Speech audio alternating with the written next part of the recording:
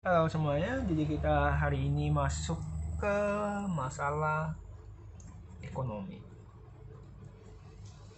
Jadi kita akan kembali ke masalah ekonomi. Sebelumnya, kalau Anda lihat video-video yang saya bahas sebelumnya, masalah ekonomi di dunia ataupun yang terjadi di daerah sekarang itu biasanya adalah kelangkaan.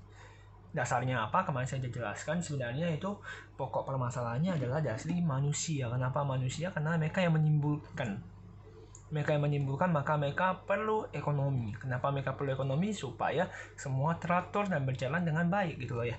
Nah, masalah ekonomi kalau kita bagi itu ada dua masalah yang terjadi. Klasik, modern. Ini akan membantu Anda sekali di sekarang gitu loh ya. Anda itu berfokus pada kerjaan apa sekarang sebenarnya, atau Anda itu berfokus pada tingkat penyelesaian masalah yang seperti apa. Dan Anda juga bisa berpikir bahwa inilah cara Anda untuk bekerja, inilah cara Anda untuk berusaha. Kalau Anda hanya berada pada masalah ekonomi klasik yang berfokus pada 3 poin masalah, semua sama-sama punya 3 poin. Ya, jadi cara mengatasinya dulu kalau klasik itu lebih logikanya adalah dia adalah permainan ekonomi yang di zaman dulu. Sebenarnya seperti apa? Yaitu dia hanya berfokus pada produksi, konsumsi, dan distribusi. Mari kita logikakan, ya. Kalau klasik pada zaman dahulu atau zaman yang belum modern, belum berteknologi, orang mengatasi masalah itu, masalah ekonomi itu, dia punya pabrik, ya, dapat barang. Kalau bisa dia produksi sebanyak-banyaknya,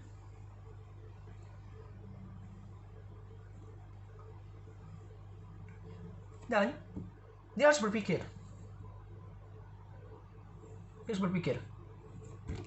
bagaimana orang ingin mengkonsumsi semuanya.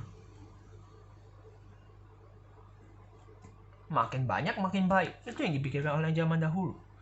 Dan dia juga berpikir bagaimana cara dia menyebarkan. Dia cara menyebarkannya semakin luas semakin baik. Itu yang dipikirkan orang dulu.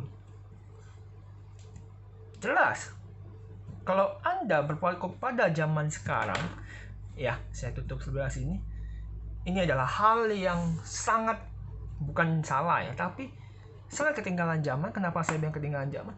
Di zaman sekarang, apakah produksi sebanyak-banyaknya menjamin Anda bahwa Anda bakal menyelesaikan masalah Anda?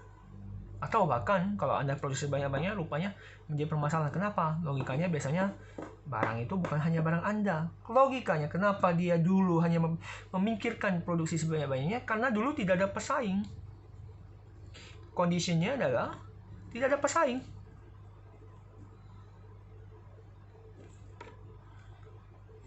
Kenapa dia memikirkan orang ingin mengkonsumsi sebanyak? Karena barang kurang variatif. Ya. Dan kenapa dia harus memikirkan cara menyebarkan luaskannya? Karena semakin luas barang Anda akan dibeli. Kenapa? Karena balik lagi ke atas, tidak ada pesaing, tidak ada barang yang bervariasi. Logikanya membuat dulu orang berpikiran bahwa pentingnya mengatasi orang ingin memenuhi kebutuhan adalah cukup produksi sebanyak-banyaknya, konsumsi sebanyak-banyaknya, distribusi sebanyak-banyaknya. Coba Anda bawa ke zaman sekarang. Anda bawa ya, bawa cara ini ke zaman sekarang. Apakah mungkin berhasil? Ya, kemungkinan berhasilnya kecil gitu loh ya. Karena di masa sekarang orang tidak akan berpikir, oh, kalau produksi itu adalah salah satunya permasalahan. Oh, konsumsi itu bukan salah satunya permasalahan. Ya. Nah, orang akan berpikir, ya. Orang berpikir ketika zaman mulai modern, kondisinya adalah pesaingnya banyak, barang variatif, ya gampang untuk mendistribusikannya, apakah orang ingin bertanya, oh gampang banget caranya, itu tinggal produksi banyak-banyak, saya sebarkan, pasti dibeli gitu. Enggak, di zaman sekarang tidak akan menjadi seperti itu. Karena kenapa? Kita berpikiran seperti ini di zaman sekarang.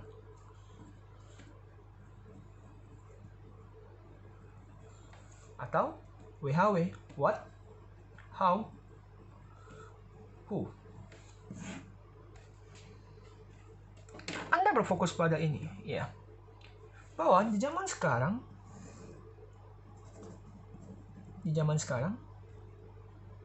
Anda harus berpikir keras, apa yang terjadi kalau Anda memproduksi ini gitu ya. Oke. Anda harus berfokus pada apa kalau di zaman sekarang? Apakah apa yang harus tidak? Anda bisa berpikir seperti ini, apa yang sedang trending di zaman sekarang? Ya.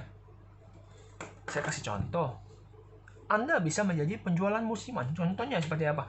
Misalnya, t-bag ini lagi musim. Ya, t-bag yang warna ini lagi musim. Tren lagi musim. Apa yang tren sekarang? Oh, t-bag ini. Jual. Maka kemungkinan Anda akan laku. Oke, lanjut. Mungkin udah mulai tinggalkan. Kenapa? Karena dia kurang tren. Habis itu lanjut. Mungkin lem ini lagi musim. Oke, jual. Pasti dia laku. Ya, kemungkinan Anda laku masih ada. Oke, mungkin jam tangan ini sedang laku, jual, dan kemungkinan Anda akan makin laku. Ya, karena tidak semuanya apa itu adalah apa yang harus Anda produksi. Ya, tidak selamanya. Anda bisa berpikir apa yang sedang tren, apa yang bisa menjadi peluang bisnis di zaman sekarang, apa yang menjadi hal kebutuhan manusia sekarang. Karena itulah dasarnya kenapa orang tidak berpikiran seperti ini lagi. Karena barangnya variatif. Kalau Anda tidak dapat menampilkan, ya seperti saya bilang, how, bagaimana keunggulan Anda, bagaimana bentuk Anda, ya gitu ya, bagaimana bentuk barang Anda seperti itu, maka itu akan menjadi permasalahan yang cukup baik gitu loh ya. Oh, Anda bisa menganalisis bahwa oh ini loh opportunity saya, oh inilah kelebihan saya, oh inilah kekurangan saya, dan saya bisa tutupin kenapa, dan saya bisa jelaskan.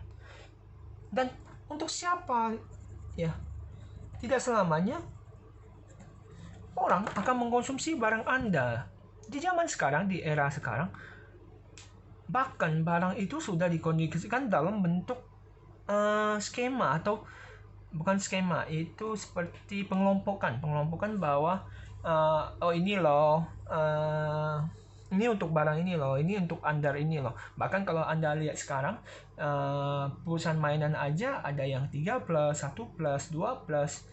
ya. Bahkan ada yang menganjurkan bahwa mainan ini boleh dimainkan di umur sekian, Bahkan jika Anda ingin tahu, HP itu sebenarnya tidak bagus untuk anak di bawah umur 5 tahun, 6 tahun. Karena memang sengaja handphone itu dibuat dengan kapasitas umur tertentu.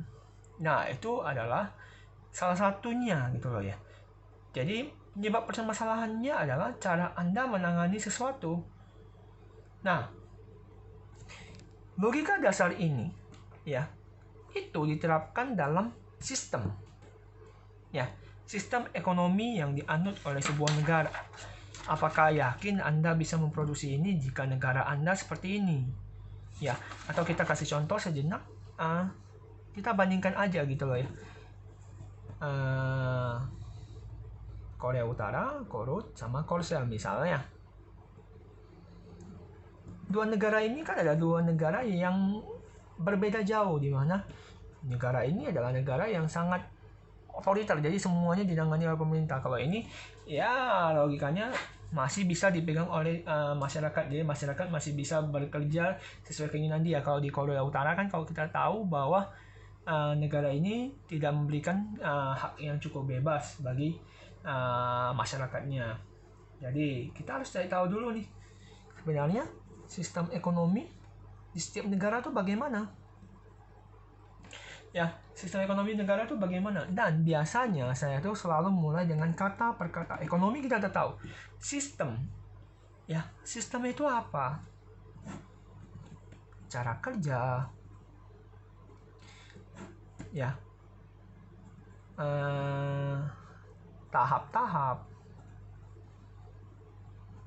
Langkah. yang digunakan gitu loh. Sistem ekonomi negara ya berarti cara kerja sebuah negara dalam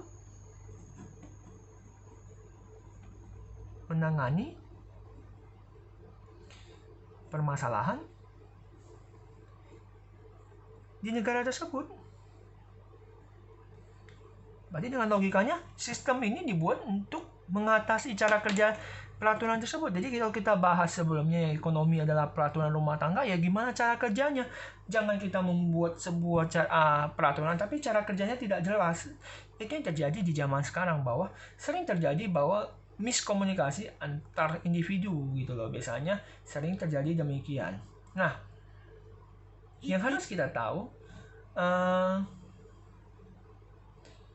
ada beberapa macam sistem ekonomi. Yang pertama itu adalah sistem ekonomi tradisional. Yang kedua itu adalah pasar. Yang ketiga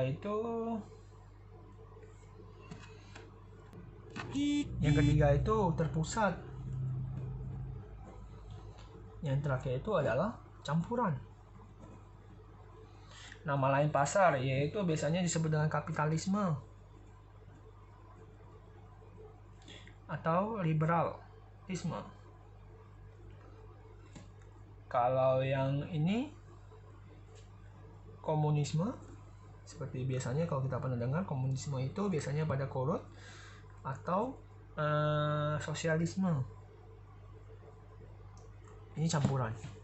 Nah, tidak ada lagi yang orang menggunakan sistem ekonomi tradisional, di mana sistem ekonomi tradisional ini sebenarnya ini adalah sistem ekonomi yang digunakan pada zaman dahulu kala gitu loh ya, dimana semuanya itu ditujukan ya, tujuannya itu sebenarnya hanya memenuhi kebutuhan, jadi tidak ada untuk kaya, untuk dan segala macam. Dan biasanya di sini itu masih menggunakan sistem ya hanya berfokus pada produsen dan konsumen.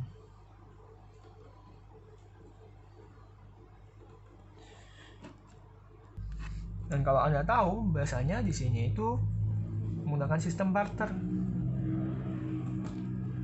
Ya, jadi zaman sistem konvensional itu menggunakan sistem barter. Nah, nanti saya akan bahas satu ke satu kelebihan sama kekurangannya. Kalau sistem ekonomi pasar itu, dia itu kegiatannya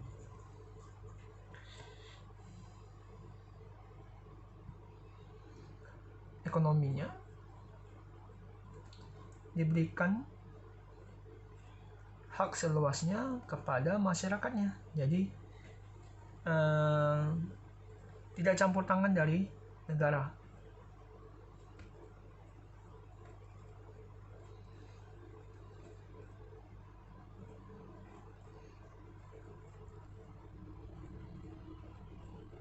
Kalau komunisme terbalik dari pasar, semuanya dipegang oleh pemerintah. Bahkan kalau Anda ingin tahu, semuanya ini, bahkan kerja Anda harus dipilihkan oleh pemerintah.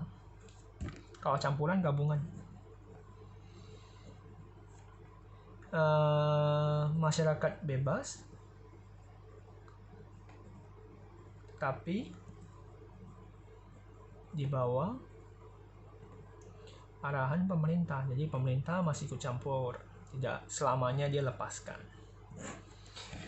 Nah, ini adalah sistem ekonomi gitu ya. Dan kita harus tahu kelebihan sama kekurangan dari masing-masing ini gitu loh ya. Nah, kita mulai dulu dari tradisional.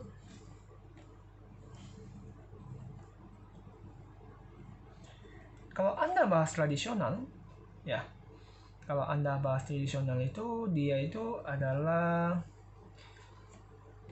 sistem ekonomi yang cukup klasik, ya, zaman klasik, dimana segala macamnya itu hanya berhubungan dengan barter, jadi hanya tukar menukar.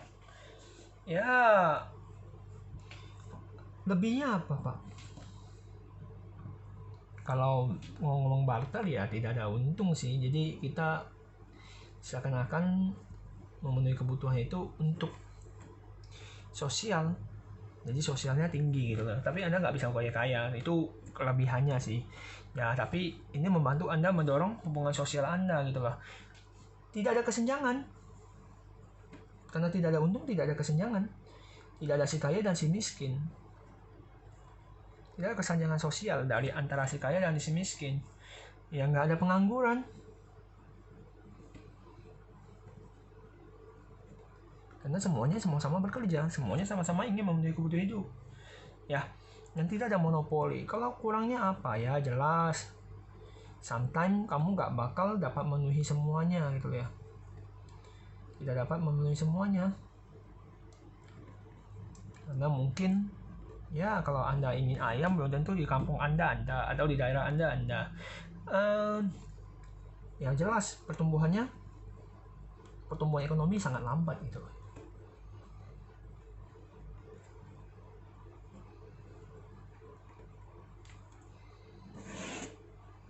Itu kalau kita bahas tradisional.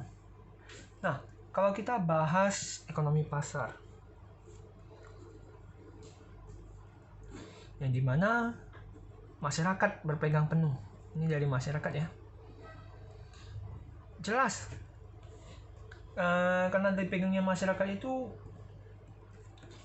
lebih gampang kita kelebihnya gini loh ya. Lebih banyak inovasi. Karena masyarakat boleh melakukan kreativitas sebanyak-banyaknya. Ya, inisiatifnya makin bagus gitu ya. Inisiatif berkembangnya cukup bagus. Nah, biasanya kalau masyarakat yang pegang, dia pasti ingin se-efisien mungkin dan se-efektif mungkin. Karena mereka ingin cepat kaya gitu ya, ingin cepat punya keuntungan yang lebih besar. Nah, biasanya dengan demikian mereka bersaingnya dengan cara menunjukkan kualitas. Itu kalau persaingan yang sehat. Tapi ingat, dengan demikian kalau Anda ingin tahu, biasanya karena saking tahu sifatnya manusia yang serakah ya, karena sometimes akan menjadi monopoli. Dia akan memancurkan cara kerja kamu, dan dia mungkin karena dari monopoli ini pasti ada yang untung ada yang rugi gitu loh ya. Maka senjang sosial pasti tinggi. Si kaya sama si miskin tuh pasti tinggi. Pasti ada perbedaan yang cukup jauh, dan biasanya ekonomi tidak stabil. Karena semakin tinggi senjang sosial sebenarnya akan membuat tingkat negara kamu tuh makin gak stabil. Karena kenapa? Karena kalau misalnya terjadi percecokan atau perhubungan yang tidak baik, itu akan jadi permasalahan yang cukup besar. Nah, lanjutannya adalah sistem ekonomi komando. Komando atau terpusat tadi ya, yang dipegang oleh pemerintah ya. Kalau contoh ini kan kita udah tahu ya. Kalau ini contohnya sebenarnya Pak, ini kalau pasar pernah terjadi ya. Pasar pernah terjadi itu di Paris, negara Paris pernah melakukan tersebut. Dan itu tidak terlalu baik sih.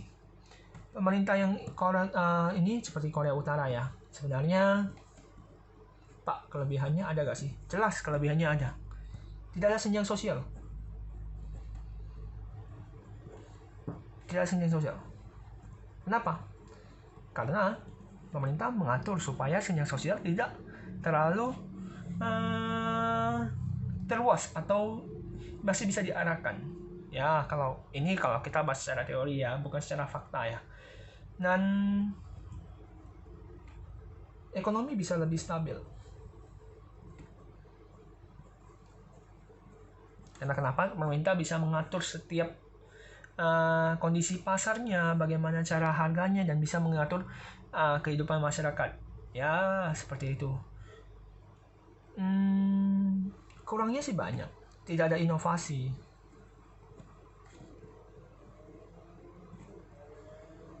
Inisiatif, jelas. Tidak ada inovasi dan inisiatif. Biasanya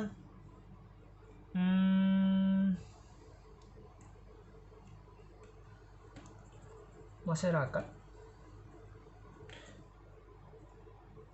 tidak akan bertumbuh.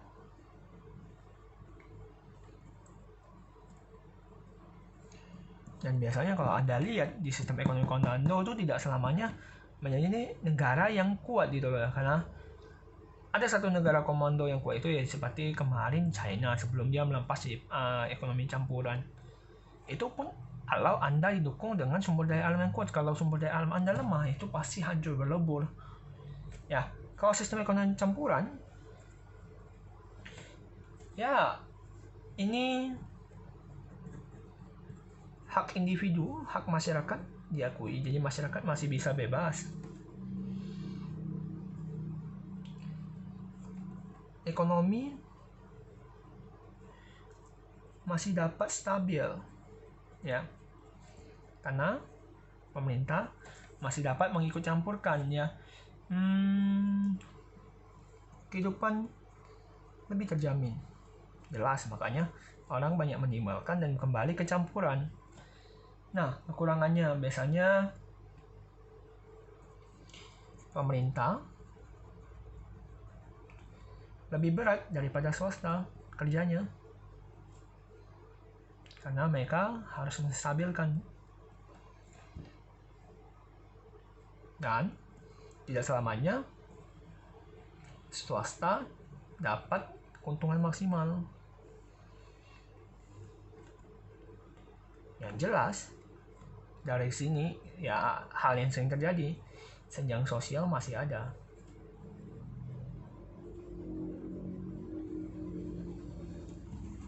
Ini adalah sistem ekonomi yang harus kita pilih, ya, untuk mengatasi masalah ekonomi yang baru kita bahas tadi.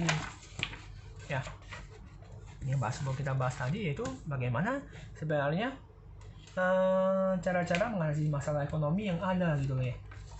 Nah, seperti itu. Ini adalah sistem ekonomi.